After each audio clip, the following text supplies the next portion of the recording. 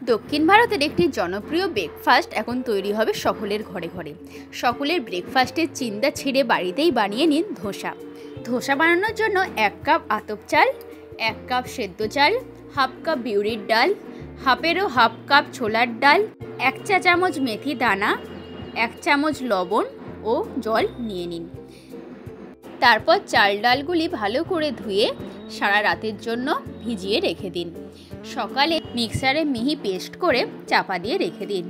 8 ঘন্টা পর সেটা ফুলে উঠবে। তাতে লবণ আর কম করে একটু চিনি দিয়ে ভালো করে মিক্স করে নিয়ে শুরু করে দিন ধোসা তৈরি করা।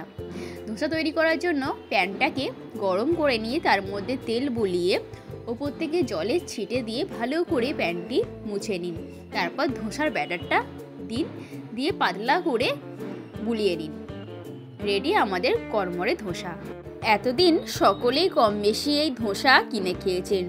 সুসজ্জিত এই ধোসা খাওয়ার জন্য বেশ ভিড়ও দেখা যায় নামি দামি রেস্তোরাঁতে। তবে এইবার আর বাইরে নয়, ঘরেই তৈরি করুন এই সুস্বাদু ধোসা। পুষ্টিবিদেরা বলেন সকালের জলখাবারে ধোসার মতো দক্ষিণী খাবার খাওয়া স্বাস্থ্যকর। অনেকেই বাড়িতে ধোসা বানানোর চেষ্টা করেন। কড়কড়ে ধোসা বানানোর জন্য নির্দিষ্ট তাওয়াও কিনে আনেন, তবে বাজারের মতো স্বাদ কিছুতেই আসে না। এইভাবে একবার বাড়িতে তৈরি করে দেখুন। আর ভালো লাগলে লাইক, কমেন্ট, সাবস্ক্রাইব করতে ভুলবেন না। এরপরে রইল একটি পনিরের রেসিপি।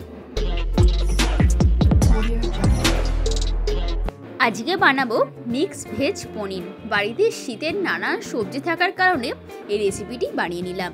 কী কী সবজি নিলাম তাড়াতাড়ি করে দেখে নিন। এই রেসিপিটি বানানো অনেক সোজা।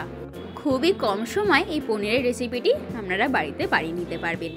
ফার্স্টে গাজর, কপি, ক্যাপসিকাম, লঙ্কা, ধনেপাতা ভালো করে ধুয়ে নিলাম। পনিরগুলো ভেজে গরম জলে ভিজিয়ে রাখলাম যাতে পনিরগুলো সফট হয়।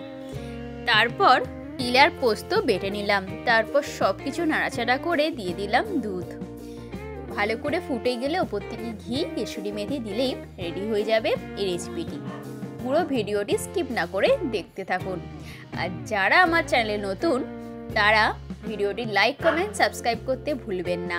আর মনে করে বেল আইকনটি ক্লিক করে দেবেন যাতে প্রথম নোটিফিকেশানটি আপনার কাছেই চলে যায় আমার ভিডিও ছাড়ার পর।